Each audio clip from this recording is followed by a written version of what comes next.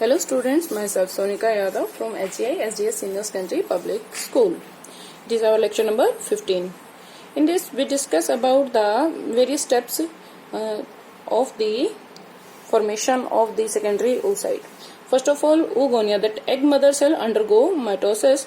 It form the primary oocyte. Primary oocyte surrounded by the granulosa cells called the primary follicles.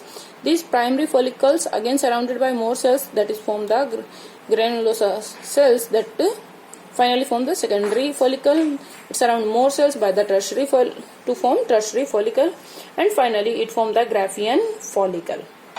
And primary oocyte converted into the secondary oocyte. So this is the structure of the Graafian follicle. You can see in this structure the secondary oocyte that is surrounded by some cells, and these cells are divided into two parts. That outer one is the theca externa and the inner one is the theca interna. These are the cells of the granulosa. The secondary oocyte that is joined with the cells of the granulosa by the germ hill, or we can say cumulus operus. It is the structure which help in the suspending of the secondary oocyte or hanging of the secondary oocyte. It is not free in the antrum. It is attached with the granulosa cells. The Graafian follicle, during rupturing, it release the secondary oocyte at the ovulation, or we can say 14th day of the menstrual cycle. When this Graafian follicle rupture, it release blood, and that release of the blood is known as the corpus hemoragica. But after some time, the blood release that form the clot, and release of the blood will be stopped, and it form the corpus luteum, which is a yellow mass, and it release hormone that is the progesterone. The corpus luteum further degeneration, it form the corpus albicans. It is formed by the degeneration of the corpus luteum. Here in this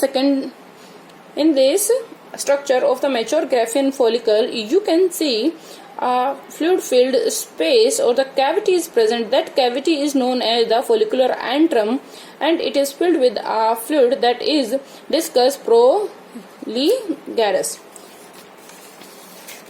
Here the most important topic, so many times asked in the CBSE questions, we can say number of the eggs are fixed, they are produced by female. So how we calculate that?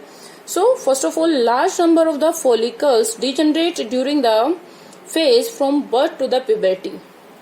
At the puberty, only 60,000 to 80,000 primary follicles are left in each ovary.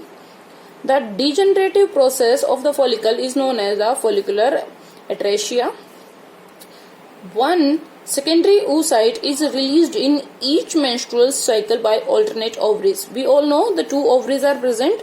So one secondary oocyte released by the ovary this month. So the next secondary oocyte released by the next ovary, not by the same ovary. So one oocyte released in each menstrual cycle. So we can say only 6 eggs released by the ovary in a year. Only about 450 secondary oocytes are produced by human female over the entire span of her reproductive life, which lasts for the 45 to 55 years. That is the age of the menopause.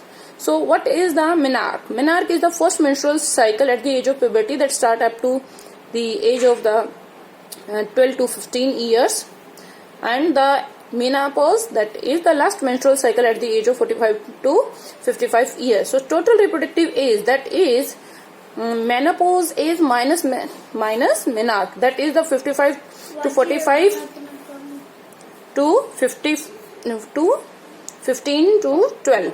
So that is near about 33 to 40 years. That is the total reproductive age that is variable in the different organism, different females. So total secondary oocytes, that is counted by the total reproductive age multiplied by egg release in 1 year. So On an average, 12 eggs are released in a year, and reproductive age is 33 to 40 years. That is near about 396 to 480, or on an average, that is 450 secondary oocyte on an average. Thank you so much.